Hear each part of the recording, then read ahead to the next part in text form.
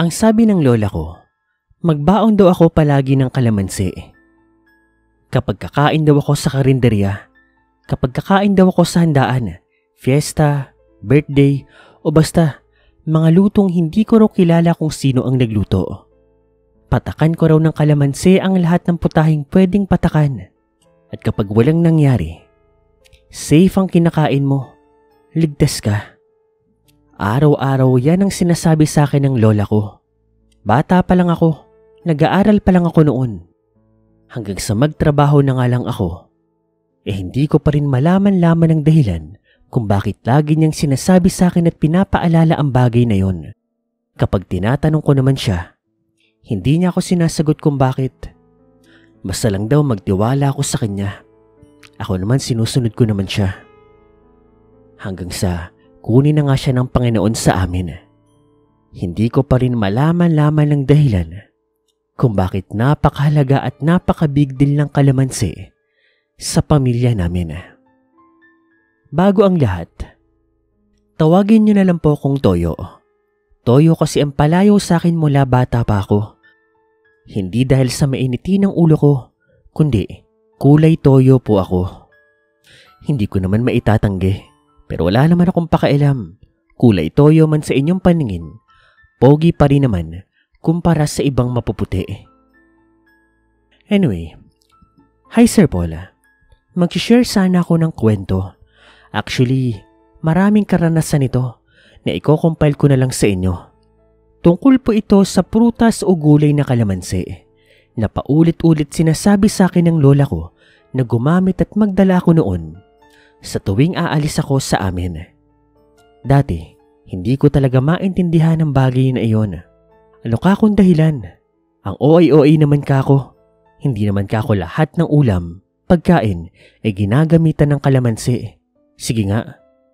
Spaghetti? Hotdog? Sopas? Lalagyan mo ba ng kalamansi yan? Diba hindi? Kaya ang pinagtataka ko noon, anong dahilan kung bakit gigil na gigil si Lola sa pagpapaalala sa aking patakan muna ng kalamansi ang mga pagkain bago ko ito kainin. Ngunit kagaya ng sabi ko, hindi ko na po nalaman yun dahil noong nagtrabaho na ako, nawala na po ang lola. Heto po yung unang karanasan ko. By the way, taga-probinsya pala ako. Capiz. Graduate po ako ng 1998. Ang course ko po noon ay Business Administration. Bala ko noon magmamanila na ako pero dahil may nag-alok ng trabaho sa akin doon sa may Iloilo, syempre ginuo ko na. Wala namang problema sa trabaho ko actually. Pero magsisimula ang una kong karanasan noong naggaya ang bago naming katrabaho na meron daw kainan sa kanila. Fiesta. Syempre kami naman ang mga katrabaho ko. Gora naman kaagad. After trabaho noon, nagpunta na kami doon sa bahay ng katrabaho ko.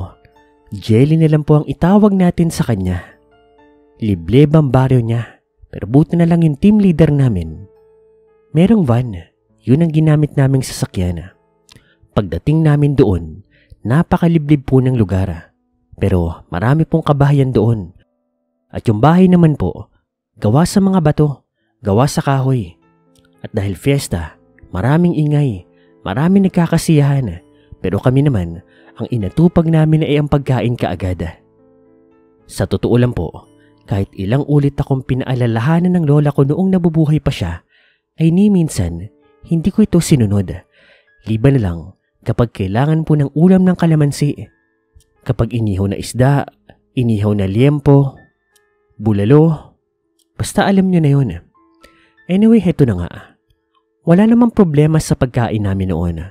Actually, busog na busog nga kami. After noon, nag-inuman na kami. Mabilis lumipas yung mga oras. Siguro mga 10 PM po. Talagang nagwawala pa rin kaming lahat. Nang maya-maya, may dumating po na pulutan doon sa lamesa namin. Sabi po ni Jelly, bigay daw ng kapitbahay nila. Kami naman, natuwa. Yung isa nga sa mga katrabaho ko noon, pumitas po ng kalamansi doon sa tanim po nila Jelly. Kumuha ng kutsilyo. Tapos, pinatakan po yung sisig na umaasik-asik pa. Fresh pa. Tuwang-tuwa kami noon kasi bagong pulutan na naman. Ngunit habang hinahalo po ng isa kong katrabaho yung sisig, ay nagulat na lamang kami nang bigla pong magbago ang mga karne ng sisig. Bumaho nga rin po ito. Nangangamoy. Nakakasuka. Nalinti ka na. Niyayanggaw tayo. Yun naman ang sigaw ng isa kong katrabaho. Sa totoo niyan, wala akong kaide-ideya kung ano ang nangyayari. Basta nagpapanik na po. Yung mga matatanda naman po nagiinuman doon. Talagang nabahala rin. Mabilis nga silang nagpunta doon sa kapitbahay nilang nagbigay ng sisig. Ngunit sa kasamaang palad, nawala na ito. Hindi na raw nila matagpuan. Ilang saglit pa, doon ko na nalaman ang tunay na nangyari. Di umano, yung karne daw na ginamit doon sa may sisig, karne daw ng tao. At ang nagluto daw noon, mga aswang. Yung kapitbahay na nagbigay sa kanila. At ang dahilan naman kung papaano nilang nalaman, dahil doon sa kalamansi. Doon na po ako nang ilabot. Doon ko na na-realize kung gaano kadelikado ang nangyari sa amin. At doon ko rin na-realize ang importansya ng kalamansi. Na totoo pala ang lahat ng paalala sa akin ng lola. Yun pala ang dahilan. Panlaban pala ito sa mga aswang na nambibiktima. Mula ng karanasan ko na iyon, talagang araw-araw nagbabaon na ako ng kalamansi. Lahat na nga ng ulam pinapatakan ko, ultimo hotdog. At kung sopas naman, kukuha muna ako ng extra serving.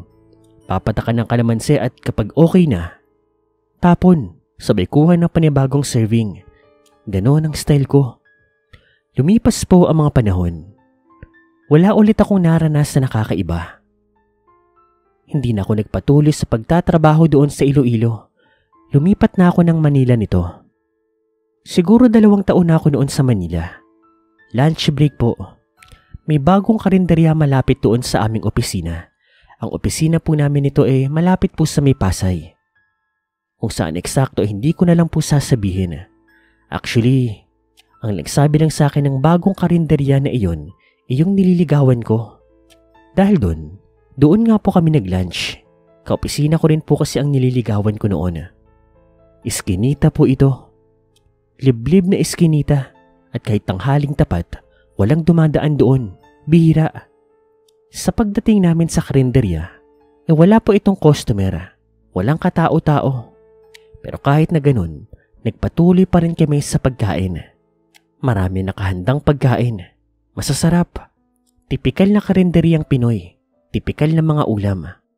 Ang in-order ko noon ay mechado, 2 rice, tapos pansit.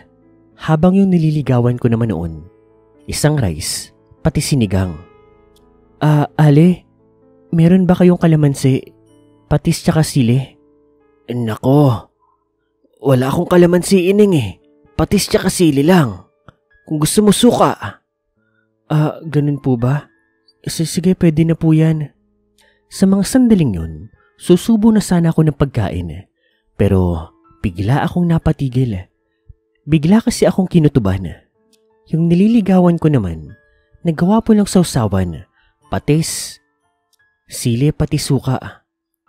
Kumuha po siya ng karne doon sa may sinigang. Tapos nilagay niya sa kanin. Naglagay din siya ng mga gulay. Pinatakan niya ito ng sausawan niya. Ngunit bago niya ito isubo, pinigilan ko siya.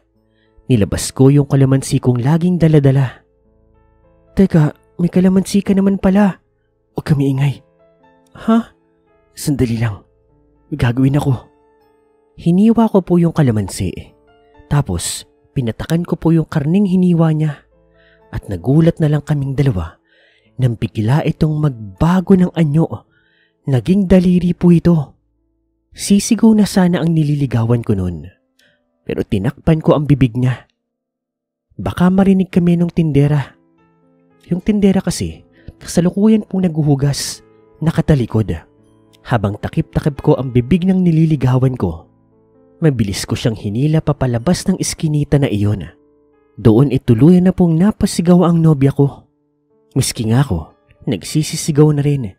Hindi ako makapaniwala sa nasaksiyan ko. Ang tagal na rin kasi mula nung unang experience ko. Kaya talagang takot na takot din ako noon. Sinabi ko sa girlfriend ko na aswang yung nagluluto at yung mga handa doon sa karinderya, posible, karne ng mga tao. Siyempre, natakot yung nililigawan ko. Girlfriend na lang pala kasi naging girlfriend ko na rin siya. Basta yun na. Mula noon, hindi na kami kumain doon. Doon na lang kami sa madalas naming kinakainan. At balita namin, hindi rin naman doon nagtagal yung karinderya. Ilang linggo matapos magbukas, nagsara na rin ito. Hindi ko lang alam kung may mga nabiktima ba doon. Kung may nakakain ba sa luto ng aswang na yon. Muli, nailigtas na naman ako ng kalamansi. Lumipas ang ilang buwan. Girlfriend ko pa rin ito yung katrabaho ko. Actually, going strong kami niyan. Hindi ko na siya papangalanan ha. Girlfriend na lang ang itawag natin sa kanya. Isang beses po, inaya niya po ako makipag-date sa may Lucban, Quezon. Actually, hindi nga date yun eh. Ipapakilala niya raw kasi ako sa parents niya. Taga Lucban, Quezon daw kasi siya. Ako naman, go naman kaagad. Gusto ko kako yun. Mula Manila, bumiyahe kami pa Lucban, Quezon. Malayo pala yun. Pagdating po namin ng Lucban, Quezon, hindi sinabi sa akin ng girlfriend ko na meron palang reunion doon. Nabigla nga ako kasi ang dami pong tao, mga kamag-anak din nila. At kahit nabigla ako, okay lang, nandun na ako eh. Makapal naman ng mukha ko. Anyway, yun na nga. Maganda naman po ang pag-welcome sa akin ng pamilya ng girlfriend ko. Good shot pa nga ako kasi pogi raw ako eh, kahit maitim. Tapos maskulado, matangkad din daw. Tuwang-tuwa sila sa akin hanggang sa maya-maya po. Nang magsimula na po kaming magkainan, nagulat na lang po kami nang yung isa po sa mga kamag-anak po ng jowa ko, bigla na lang pong nagsisigaw. Nagkaroon ng komosyon doon sa may bandang kainan kung saan nakahain yung mga pagkain. Ako naman, dahil may pagkausisero, lumapit ako doon at nakita kong may isang putahe doon. Yung pinalilibutan po nilang lahat. Lumapit ako. Pansit po ito. Pansit Lucban. Pagkita ko doon sa plato ng isang kumuha, nagulat kaming lahat dahil may mata. May tenga ng tao. May ilong. Siyempre dahil bida-bida, lumapit ako. Kumuha ako ng kalamansi na para doon sa ibang putahe. Marami pa kasing ibang handa doon. May iba pang pansit. Pinatakan ko ng maraming kalamansi yung buong pansit Lucban at nagulat na lang kaming lahat dahil yung mga sahog na karne nito unti-unti pong nagbago. Naging mga parte po ng katawan ng tao. Doon, ipiniliwanag ko sa kanila kung ano ang nangyayari. Malaki kako ang tsansa naluto ng aswang yung pansit na iyon. Sino pong may dala nito? Nagkatinginan ng lahat ng miyembro. Dala yan ni Tita Marites kanina. Nagpunta siya dito. Ano? Nagpunta dito si Marites? Opo. Pinabigay lang po niya yun sa akin tapos umalis na rin po siya. Diyos ko, visit ang babae na yon. Napag-alaman ko na yung Marites pala, kapatid ng papa ng jowa ko. Ito raw ang pinakapanganay. Marami raw kasing magkakapatid yung tatay ng jowa ko. At yung Marites daw, ang pinakapanganay at pinakasakim. Kung lahat daw na magkakapatid ay nagkakasundo, yun daw, hindi. Kaaway daw nila. Kasi sakim daw ito. Halos kalahati ng mga pamana ng magulang nila, kinamkam daw nito at gusto pang kamkamin ang iba pang ari-arian ng magkakapatid na dapat daw pantay-pantay lang. Malaki raw ang tsansa na may galit pa rin itong si Marites. At dumating na siya sa punto na gusto kaming biktimahin lahat para lang makuha ang ari-arian ng kanilang mga magulang. Gano'n na siya kasakim at kasama. Kahit po napuno ng tensyon ng pagsasama na iyon, kahit papaano naalawalan naman po ang lahat. Lalo pa ng lahat ng putahe nila pinatakan po namin ng kalamansi para makasigurado. Kinalimutan na lang po nila ang pangyayaring yun.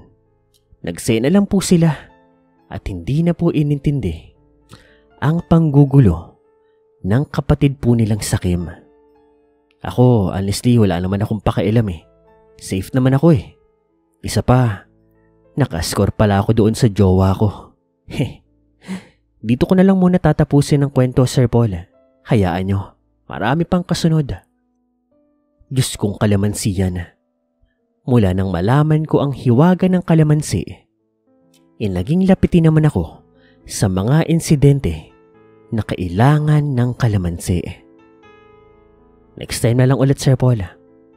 Hanggang sa muli.